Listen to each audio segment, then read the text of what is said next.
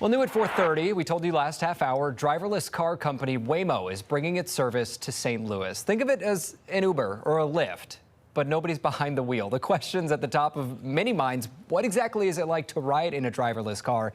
Is it safe? And what will the impact be for St. Louis? We're going to talk about Waymo and the unique experience. Cody Lillick is with our sister station in Phoenix, where Waymo's been operating for 3 years, so he's got some background. Stephanie Ussery is our digital director here at First Alert 4. She just took her first Waymo ride in Phoenix last weekend. Fun to have you on the air instead of behind the scenes. Yeah, we're having fun. So, Steph, you took it a handful of times.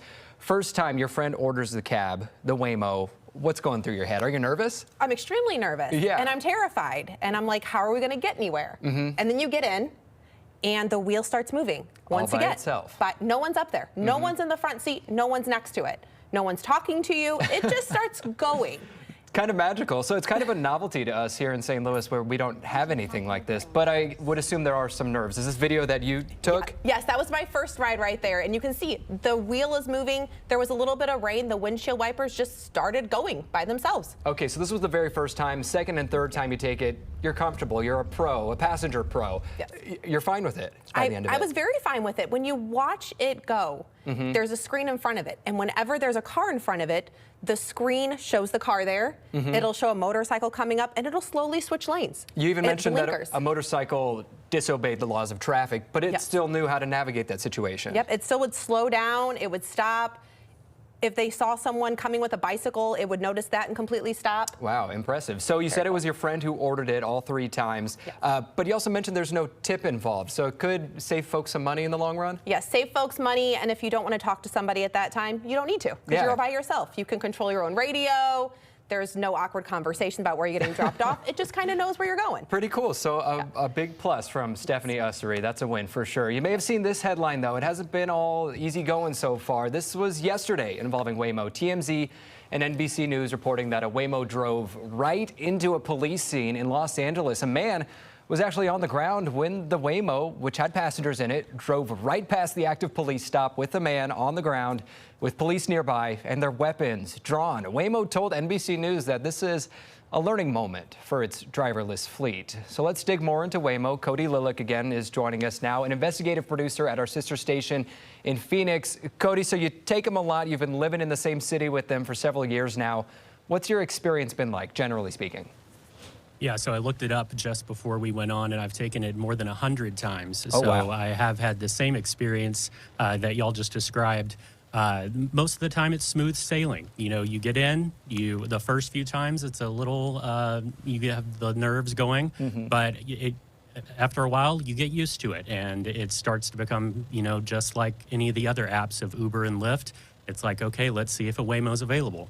Right, and the novelty, I assume, would also wear off over time, too. And as the novelty wears off, maybe issues start to pop up. Have you reported or seen any issues crop up with these driverless taxis?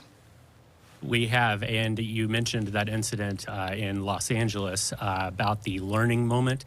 We have had several of those so-called learning moments here in the Phoenix area. Most recently, we had to deal with something we don't deal with too often, is flash flooding.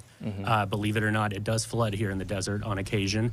And we did have issues with Waymos, and in fact, they had to suspend service for a time. You're looking at video there from Phoenix Sky Harbor International Airport, where some Waymos did sense that they were driving into the water. That's an access road there to the airport, and they just stopped. You see another video there. That is in one of our washes, and a Waymo detected the water and decided to just back up and get out.